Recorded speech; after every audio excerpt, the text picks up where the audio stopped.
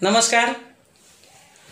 पूर्वी हम दो और हमारे दो असा एक वाक्य आपल्याला माहीत होतं, परंतु हल्लीची जनरेशन जी आहे किंवा कमी प्रमाणात असेल, परंतु हम दोनों और सिर्फ हम दोनों ही अशा प्रकारचं काहीतरी आपल्याला बघायला मिळतं। याचा अर्थ असा आहे की आत्ताची जी जनरेशन आहे त्यातले काही कपल्स जे आहेत, जे नवरा बायको आहेत, ते नवीन विचारसरणीचे आहेत।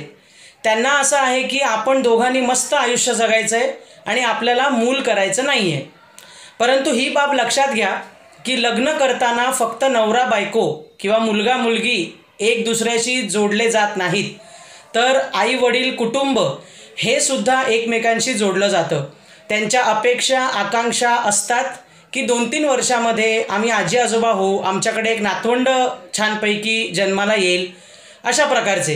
आणि ते त्यांचं काही चूक नाही आहे, परंतु सर्वात महत्त्वाचं म्हणजे हा निर्णय जर तुमचा संयुक्तिक असेल, म्हणजे दोघांचा म्युच्युअली असेल, तर तो बैठकीत जेव्हा तुम्ही लग्न ठरवताय, कदाचित त्यावेळेला आता हा प्रश्न विचारणं अपरिहार्य झालेलं आहे की तुम्ही दोघं लग्न करणार आहात, पण मुलाचा चान्स घेणार आहात का, किंवा आम्हाला नातवंड देणार आहात का, हे देखील आता बैठकीमध्ये बसताना विचारणं अत्यंत गरजेचं आहे।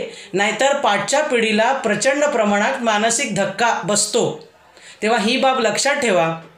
दुसरी गोष्ट, जर तुमचं म्युच्युअली ठरलेलं असेल तर ठीक आहे, परंतु जर म्युच्युअली ठरलेलं नसेल आणि नवरा किंवा बायकोला एकाला जरी मूल हवंय आणि दुसरा ते देत नसेल, म्हणजे शारीरिक संबंध प्रस्थापित करत नसेल, लांब लांब राहत असेल, एका रूममध्ये राहत असले तरी वेगवेगळ्या बेडवर झोपत असेल, अशा प्रकारची वागणूक जर तो करत असेल किंवा ती करत असेल, तर समोरचा व्यक्ती जो सफर करतोय तो कौटुंबिक न्यायालयात जाऊन घटस्फोट मागू शकतो, ह्या कारणावर की तो मला किंवा ती मला मेंटल हॅरेसमेंट करते किंवा ही माझ्याबरोबर एक छळवणूक करते।